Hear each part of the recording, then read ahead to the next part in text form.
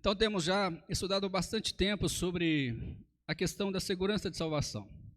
Se realmente podemos crer no que a palavra de Deus diz com respeito às palavras vida eterna, se realmente podemos ter vida eterna, ou se esta vida, que a Bíblia diz vida eterna, pode ser de alguma maneira perdida. E aí sim, então, de certa forma estaria errado, né? Essas palavras vida eterna. Nós já vimos várias mensagens, vários estudos bíblicos, e nós começamos com textos bíblicos, analisando 10 textos bíblicos, e depois então entramos numa série de temas, da qual estamos até hoje, e vale lembrar as diretrizes desse estudo bíblico, para que não corramos o risco de ensinar alguma heresia ou uma doutrina que não seja bíblica. Então, para você fazer qualquer estudo bíblico, as diretrizes básicas é o seguinte: um versículo deve ser sempre analisado no contexto bíblico. Se o texto fala sobre servir, no caso do nosso tema, né, salvação, se o texto fala sobre servir, então não podemos aplicá-lo à salvação. Segundo, um versículo deve ser interpretado à luz de todo o restante da palavra de Deus, ou seja, nenhum versículo deve contradizer o que diz dezenas de outros versículos bíblicos. E em terceiro lugar, uma doutrina deve ser baseada no todo que a Bíblia ensina sobre aquele assunto. Não só um texto, não só um capítulo, mas no todo que a Bíblia em geral ensina sobre aquele assunto. Já falamos sobre crentes nominais e crentes verdadeiros. Falamos 4 vezes, 4 mensagens, 4 dias sobre esse tema. Falamos sobre a lei ou graça, falamos sobre comunhão ou relacionamento, falamos sobre salvação ou discipulado, falamos sobre frutificação ou salvação, falamos também sobre continuação ou preservação, falamos sobre pecados ocasionais ou habituais, falamos também sobre reformado ou regenerado, falamos sobre condição ou critério, falamos sobre livramento temporal ou salvação eterna, falamos também sobre recompensa ou ruína, e por último, nós falamos sobre vencedores ou vencidos. E hoje estaremos falando sobre contexto ou pretexto. Contexto ou pretexto. É uma frase bem conhecida, né? É uma frase bem conhecida com essas duas palavras, né? Você tira o texto do contexto, vira um pretexto. Então, estaremos vendo um pouco mais hoje, algo bem básico, bem tranquilo, bem simples, sobre contexto ou pretexto. Já falamos aí que uma das diretrizes, um versículo deve ser analisado no seu contexto bíblico. Ou seja, nós não podemos, pegar um versículo, separar ele do contexto e inventar alguma coisa nele. E é o que muitas vezes acontece com respeito à doutrina da perca da salvação, ou da perda, da salvação. Uma das regras básicas de interpretação, como eu já disse, é que um versículo ou texto, ele deve ser estudado em seu contexto. Por isso, então, temos o costume de dizer essa frase que eu já comentei com os irmãos, um texto fora do contexto vira pretexto. Mas vamos então entrar em alguns outros textos para nós entendermos melhor isso, entender o que algumas doutrinas, como são algumas doutrinas que se ensinam por aí, dentro de alguns textos, e vamos ver que o contexto não diz nada daquilo, ok? Primeiro exemplo, 2 Crônicas, capítulo 15. 2 Crônicas, capítulo 15.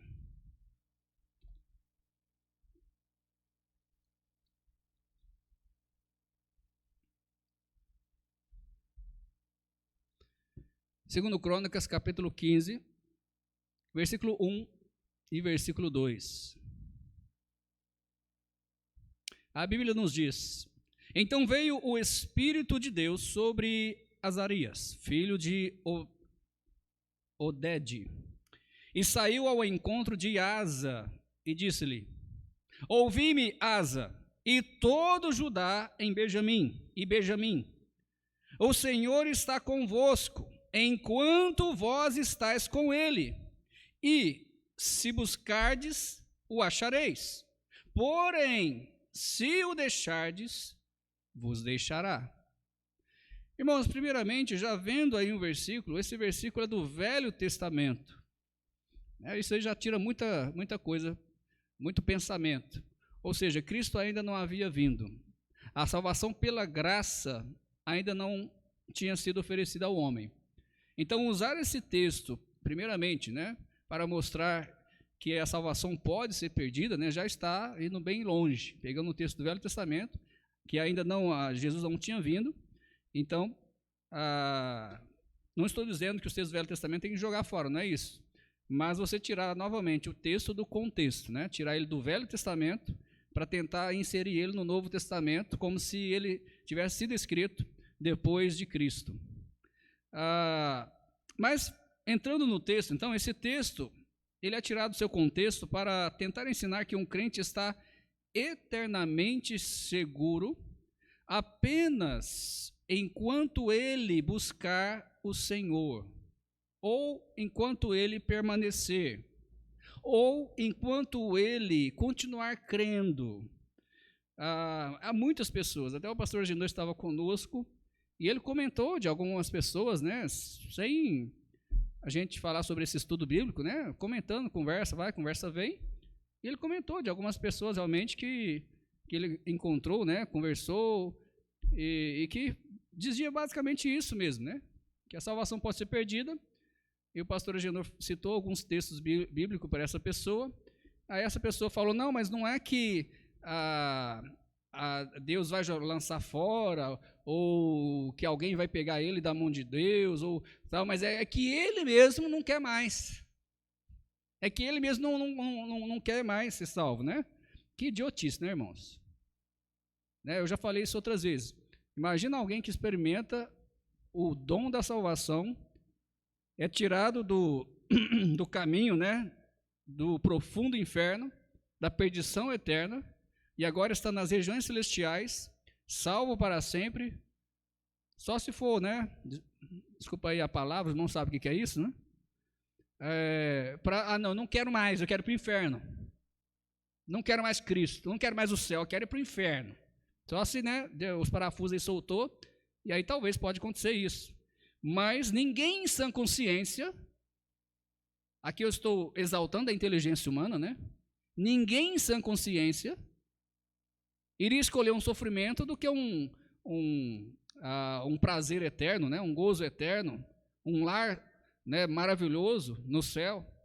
Mas, infelizmente, ainda tem muitas pessoas que creem nessa falsa doutrina. Só que o que acontece aqui nesse texto, 2 Crônicas 15, versículo 1, versículo 2, no seu contexto, o que acontece?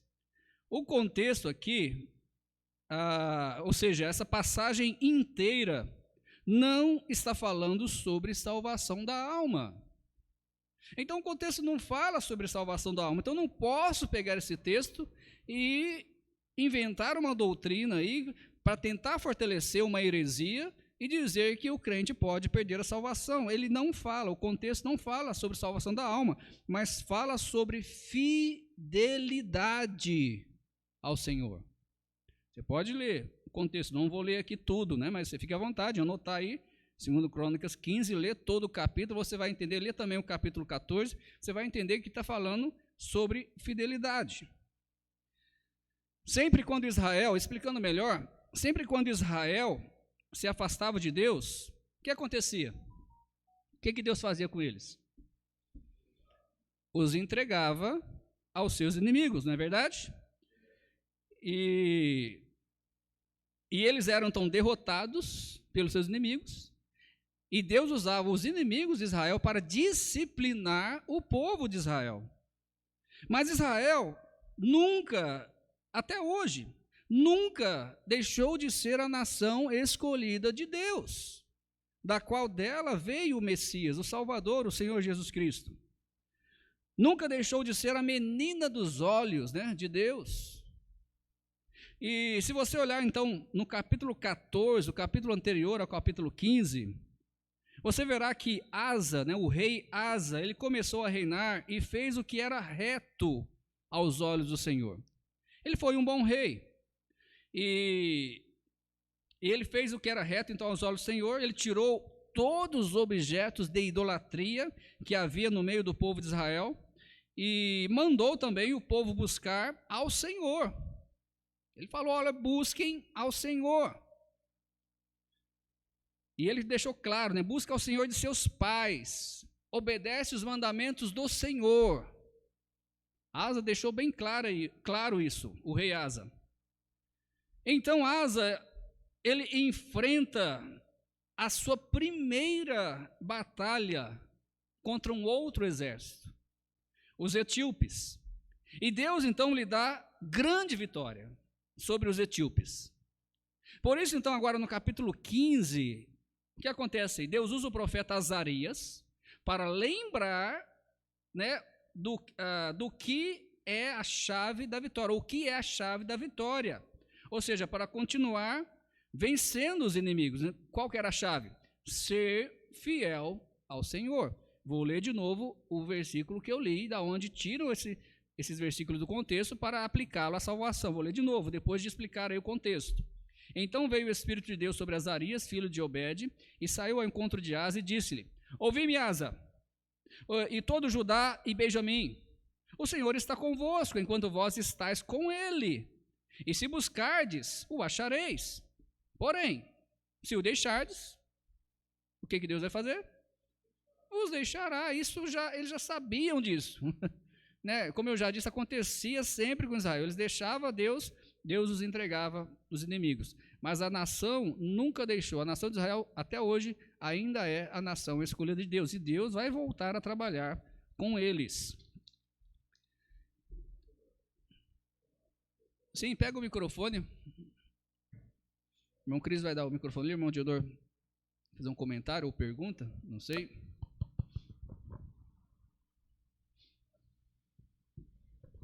Boa noite, irmãos. Eu fico com um pouco de ciúme quando fala muito de Israel, né? Lógico, o pastor está dando um exemplo, né, para nós, mas a igreja hoje também está num contexto em que nós temos o mesmo direito, né, de salvação em Cristo como Israel. Há profecias para o povo de Israel, mas a igreja, né, ela é amada pelo Senhor, tanto é que Cristo deu a sua própria vida pela igreja, sendo ele o cabeça da igreja, né? Então hoje nós podemos também nos sentirmos alegres, né? Porque nós estamos dentro do profundo amor de Deus para conosco, né? Não somente assim, não que o senhor está falando assim, eu só estou aproveitando a deixa para dizer isso, né? Para ficar bem claro para nós. Né, que a igreja ela tem um papel muito importante na terra, né? E o próprio Cristo, né, disse que ele é o cabeça da igreja, né? Sim. Então nós não somos diferentes de Israel. Do que é feito a igreja? De quais nações? De todas as nações do mundo. Inclusive nós gentios, né? Inclusive quem mais? O povo de Israel. Israel, também. Né? Então, só aproveitando essa palavra do irmão Dionor, Israel, Deus não está tratando com Israel hoje, mas ainda é a menina dos olhos, ainda é a nação escolhida. O que acontece? Deus hoje trata com a igreja. A igreja são todos os salvos de todas as nações, inclusive do próprio Israel. Ok? Isso falando individualmente, mas como nação, né, a nação de Israel, Deus vai voltar a trabalhar com eles. Mas hoje a salvação não é porque nasceu em Israel é que já é salvo, não é isso. É como nação, mas individualmente hoje, o próprio judeu ele precisa reconhecer Jesus Cristo como Salvador, né? Por exemplo, eu não creio que Judas, que era judeu, está no céu. porque ele traiu, ele rejeitou o Senhor Jesus Cristo. Talvez depois se arrependeu, não sei, mas pelo menos até onde nós vemos, né, ele teve um remorso, mas não arrependimento, porque ele tirou a sua própria vida, né? Então, assim como outros judeus também que a gente vê na Bíblia, que provavelmente nós não vamos encontrar lá no céu, porque individualmente a pessoa tem a sua responsabilidade.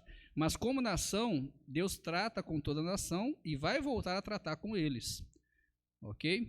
Só deixando melhor explicado aí, se alguém não entende essas coisas de Israel e igreja. Bom, o segundo exemplo, sobre texto ou pretexto,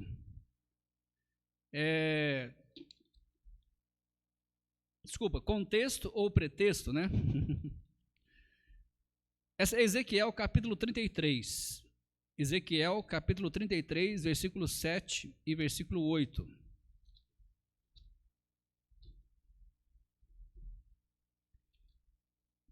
Ezequiel capítulo 33, versículo 7 e versículo 8. Lembrando que estamos tratando essa questão de contexto ou pretexto sobre o tema de salvação. Você pode ser eterna ou se pode ser perdida.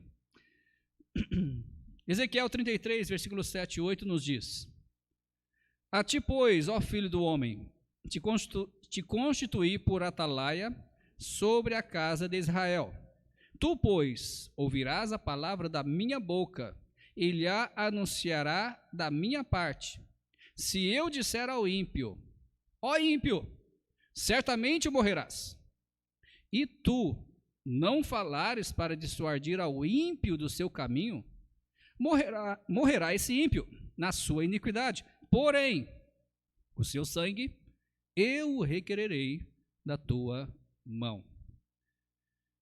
Irmãos, nós vemos aqui que o profeta Ezequiel ele foi levantado por Deus para ser como um atalaia, né? Como se fosse um atalaia, ou seja, um vigia em uma torre, que ficava olhando aí para a campina, né, para longe, e se ele visse algum sinal de exército inimigo, ele precisava então dar o alerta para toda a cidade se preparar, ou, dependendo da situação, fugir também, né? Salvar suas vidas. Então aqui, Deus está colocando basicamente Ezequiel como se fosse o atalaia do povo de Israel, o vigia, que deveria então avisar o povo quando a espada ou a guerra estivesse chegando. A guerra, como já falamos, irmãos, era uma forma de Deus tratar com o povo de Israel. Vimos isso no outro exemplo aí, né, do rei Asa. E muitos morriam fisicamente. Quando havia guerra, muitas pessoas, muitos judeus, morriam fisicamente. Principalmente quando eles eram rebeldes, né, contra a vontade de Deus. Mas se Ezequiel, sendo como um profeta, sendo como o atalaia, o vigia, se Ezequiel então avisasse o povo, ele não seria culpado do sangue deles. Você pode procurar também, mas não há neste capítulo nenhuma sugestão de que um verdadeiro crente possa se perder futuramente. Procure e você não vai achar, né? Lembra da propaganda do SBT antigamente, né? Quem procura, acha, né? Mas nesse caso aqui você vai procurar e não vai achar, porque não tem. Esse texto aqui de Ezequiel 33, você não vai achar, vou repetir mais uma vez, você não vai achar aqui nenhuma sugestão de que o verdadeiro crente, ele possa se perder futuramente, né? É uma ideia estranha ao contexto deste capítulo. É uma ideia muito estranha.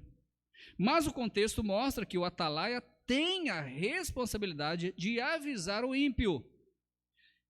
E se o ímpio não ouvir, morrerá fisicamente. Ok? Então, outro texto aí, que também usam, né, para perca de salvação. Algum comentário ou pergunta aqui? E eu nem sabia, né, que esse texto era usado para isso, porque está tão fora, né, como eu disse, né, essa ideia de que um verdadeiro crente possa perder a salvação futuramente, ela é muito estranha ao contexto desse capítulo, né? Sim? nos dias de hoje, o WhatsApp, há muitas mensagens, né, que são versículos assim isolados, que a gente passa para as pessoas, dando a entender que a pessoa, tipo assim, se ficar firme com Deus, você, como aquele versículo, né, a pessoa está salva. Sim. Sendo que, na verdade, não é algo que fala sobre salvação. E aí eles põem no WhatsApp, lançam, e a pessoa às vezes crê naquilo, né? Fala, olha, aqui e tal. Sendo que, na realidade, a pessoa, para ser salva, ela tem que verdadeiramente entregar-se a Cristo, reconhecendo primeiramente o seu estado, né? E reconhecendo o que Cristo fez, e arrependendo, lógico, né? Sim. Então nós temos que ter muito cuidado. O irmão Josimar fala muito sobre isso, né? E é uma verdade, irmão. Nós temos que ter cuidado nas mensagens que a gente passa pelas pessoas, para as pessoas não entenderem, entenderem de uma forma errada, né?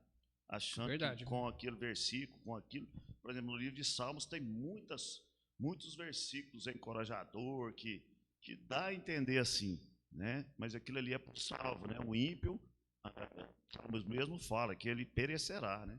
Sim. Tem que tomar muito cuidado mesmo com isso. E por isso que é importante conhecer os textos bíblicos, né? Ou pelo menos se você receber uma mensagem com um versículo apenas, e talvez uma mensagem em cima daquele versículo, se você não conhece o contexto, vai lá e lê o contexto, vê se realmente bate, né, com a mensagem. Isso é muito importante, senão nós acreditamos e passamos, né, heresias para os outros. O terceiro exemplo, irmãos, sobre contexto ou pretexto, é em João capítulo 15, versículo 1 ao versículo 8. Um capítulo também bem conhecido, né? João capítulo 15, mas tem uns textos ali que muitas vezes são usados de uma forma errada. João capítulo 15, versículo 1 ao versículo 8, nos diz o seguinte: Eu sou a videira verdadeira e o meu pai é o lavrador, ou o agricultor, né?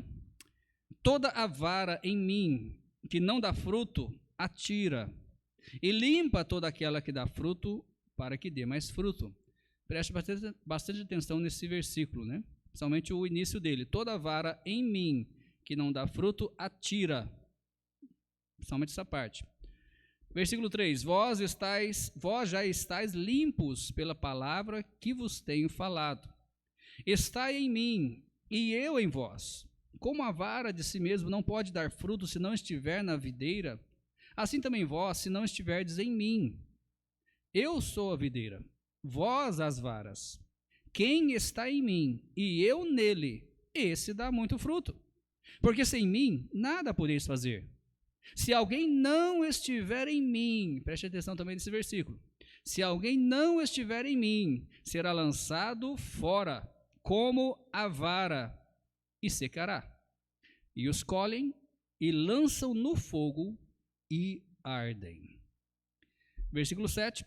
Se vós estiverdes em mim e as minhas palavras estiverdes em vós, pedireis tudo o que quiserdes e vos será feito. Nisto é glorificado meu Pai, que deis muito fruto, e assim sereis meus discípulos. Então, mais um texto, como eu disse aí, o versículo 2, muitas vezes a pessoa pode tirar, nem é o versículo, né? Pode tirar aí essa frase, toda vara em mim, que não dá fruto, atira. Opa, então, né, Deus pode tirar alguém que está em Jesus, né? Porque não dá fruto. Então, se tirar realmente do contexto, aí você pode inventar qualquer coisa. Então, nessa passagem bíblica, Jesus fala sobre a videira verdadeira. E nós, né, os crentes, como os ramos, como nós já falamos. Como já falamos também em outro estudo bíblico que nós passamos aqui, alguns usam os versos 2 e 6 também, né, os versículos que eu mandei os irmãos prestarem atenção, para ensinar a segurança condicional de salvação. Mas o problema aqui é que o contexto não fala de salvação. Na verdade, tem alguma palavra no contexto aí sobre salvo? Alguma palavra? Salvação? vida eterna, perdição eterna. Não tem nada disso. Então, o contexto aqui, se você ler todo o capítulo 15, ele fala sobre frutificação, sobre realmente um crente que deve frutificar. E não há nenhum indício aqui de perdição. Se eles apenas, então, se preocuparem em olhar o contexto bíblico, irmãos, muitas heresias, muitos problemas, muitas brigas seriam evitadas. Por exemplo, se eu pegar aqui o versículo 2, né, e dizer, toda vara que está em Jesus e não dá fruto, então ele vai tirar. Né, eu ensinei outra vez nesse texto aqui, mostrando que não é questão de esse tirar aqui, não fala que ele vai ser lançado no inferno, não fala que ele vai perder a salvação, entendeu? Aí tem um ensinamento com respeito ao ramo, para ajudar o ramo. Né, ou a vara, no caso aqui, o nosso texto, né, a nossa tradução fala vara. Olha como, se nós tentarmos ensinar isso, olha como que ele contradiz o versículo 6, porque o versículo 6 diz, se alguém não estiver em mim. Primeiro disse, né, toda vara em mim. E agora o versículo 6, se alguém não estiver em mim, será lançado fora. Espera aí, mas quem está ou quem não está? Que vai ser lançado fora, aí já dá problema se a gente querer inventar alguma coisa aí. E aqui fala, se alguém não estiver em mim, será lançado fora como a vara e secará. Então, o contexto é frutificação. Não é um texto de evangelismo, não é um texto de salvação, não é um texto de mostrar, olha, como você pode ser salvo e como você não pode ser salvo, né? Mas é um texto para os salvos, de frutificação. E se alguém realmente não está em Cristo, realmente nem salvo é. Aí sim o versículo 6 cai muito bem, né? Que se alguém não estiver em mim, será lançado fora como a vara, e secará, e os colhem, e lançam no fogo, e ardem. Ok? Aí fica bem claro aí do que está dizendo esse versículo, quem não está em Cristo. Pergunta, comentário? João 15. Quarto e último exemplo, sobre contexto ou pretexto, falando sobre a segurança de salvação, se realmente podemos ter segurança ou se podemos ter medo, né, de perder a salvação. O quarto e último exemplo é em 1 Coríntios, capítulo 9, versículo 27. Primeira carta aos Coríntios, capítulo 9, versículo 27.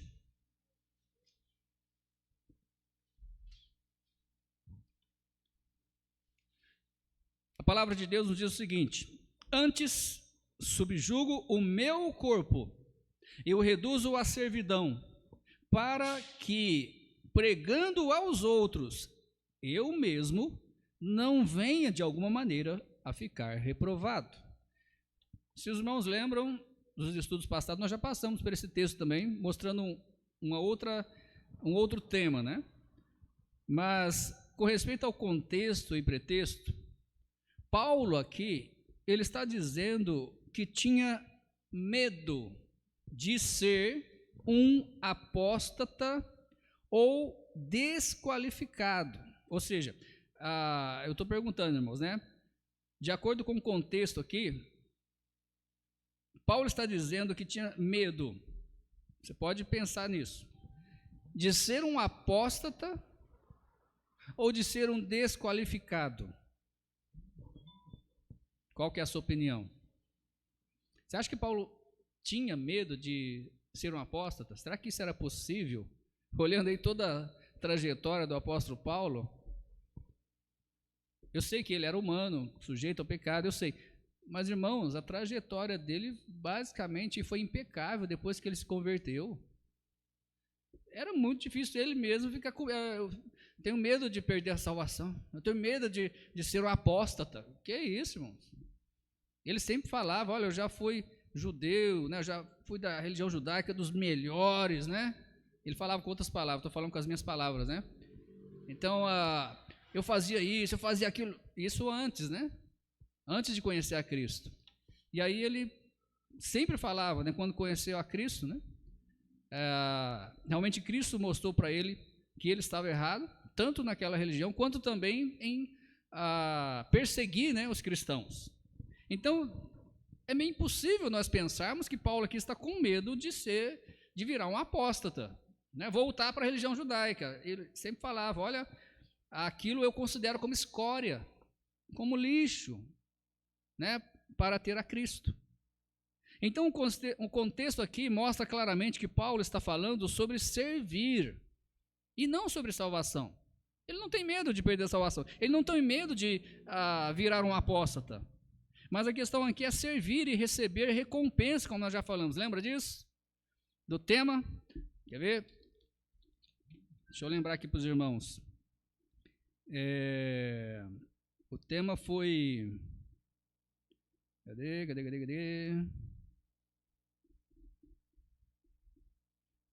Uai, não está aqui não. Será que eu não pus aqui na lista? Ah, sim, está aqui bem nos meus olhos, né? Bem na minha ponta do nariz. É recompensa ou ruína, o tema que nós falamos e vimos também esse texto aqui. Então, o contexto aqui de 1 Coríntios 9, 27, ou capítulo 9, Paulo está falando sobre servir e receber recompensa se servir bem, né? Se ser um bom cristão, se realmente, como ele diz aí, não ser reprovado como servo, como cristão. O contexto não fala sobre salvação, não fala sobre vida eterna. Teve um outro tema que nós trabalhamos e vimos os textos que falam sobre salvação. É bem claro os textos que falam sobre salvação, mas os textos que falam sobre servir não falam sobre salvação, não coloca a palavra salvo, vida eterna, mas fala sobre servir. E aqui é um desse texto. O contexto fala sobre isso. Se nós pensarmos que estamos falando de salvação aqui, né, o apóstolo Paulo está falando de salvação, se nós pensarmos isso, então teremos que aceitar que Paulo foi salvo porque disciplinou o seu corpo para ganhar a salvação, ou manter a salvação. Isso é uma heresia das graves, das bravas, né? Pensar que Paulo ele foi salvo porque ele manteve, ele disciplinou seu corpo e ficou firme, permaneceu até o fim, né? Então, isso é uma heresia das bravas. Paulo foi salvo como? Pelas obras ou pela graça? Assim como nós. Pela graça, favor imerecido, ninguém merece, e Paulo também não merecia, apesar de ter tido uma trajetória, né, basicamente, né, quase impecável aí, levando o evangelho a muitas pessoas, muitas cidades, muitas regiões. Bom, irmãos, tem alguma pergunta sobre contexto ou pretexto para nós encerrarmos? Não? Então é muito importante. Se alguém vier com você, lembra do pastor Bill? Mostra para mim, né? Vamos ver o contexto, né? Vamos ver se fala isso mesmo. E aí você vai ter certeza, realmente, do que está ensinando. Não porque a sua igreja ensina assim. Não porque o pastor ensina assim. Mas porque a Bíblia diz assim. Então não tem como você ensinar algo errado ou até mesmo crer em algo errado. A Bíblia está aí, né? Para todo mundo ler. Outra frase do pastor Bill, muitas vezes ele já viu, né? As pessoas dizem, né? Eu não entendo a Bíblia. Aí você pode perguntar para ele, mas você lê a Bíblia? Mas não. Como é que vai entender se você não lê então, né? A maioria das pessoas que falam que não entende é porque não lê. Eles não querem ler porque tem medo de não entender, e aí fica com medo e não lê. Então lê que você vai ver que a Bíblia não é um bicho de 7 cabeças, né? Dá para entender sim. Eu sei que alguns textos são mais profundos, mas a maioria da Bíblia foi escrita numa linguagem clara, numa linguagem do povo comum da época, para todo mundo entender. Não foi escrito numa língua assim que ninguém entendia, que tinha que, né, espera aí, mas o que significa isso? Talvez hoje no português, né, dependendo aí da linguagem um pouco arcaica, a gente tem que pegar alguns dicionários, né? Mas o original foi escrito de uma forma que todo mundo entendia, né? Não tinha nenhum problema. Concluindo, não se esqueça da regra mais básica e mais fácil de interpretação. Qualquer um, por mais leigo que seja, pode usar essa regra básica de interpretação. Ver o texto, o versículo, e ver o contexto, para ver realmente se aquilo que está sendo ensinado é o que fala no capítulo, é o que O capítulo anterior também está falando, o capítulo para frente, caso não há um entendimento. Então, veja o contexto. Todos nós precisamos obedecer essa regra fundamental de interpretação bíblica, senão nós corremos risco de cair em condenação por ensinar algo, né, que não está lá. A Bíblia fala que se alguém colocar, né, um tio que não está lá, né, na palavra de Deus, ou tirar um tio, né, que não está lá, é réu de condenação. Então, cuidado. Ninguém está acima da Bíblia. Ninguém. Os homens acham que está acima da Bíblia, né? Eu posso reescrevê-la, né, como alguns pregam aí, né? A Bíblia precisa ser reescrita. A Bíblia precisa ser atualizada. Não, a Bíblia é perfeita. Não há necessidade, ninguém está acima da Bíblia para falar o que tem que fazer, o que não tem que fazer. É ler, obedecer e crer. Só isso. Né? Ninguém tem autoridade para mudar ou ensinar algo que não está lá. Amém? Então vamos orar e encerrar por hoje. Pelo menos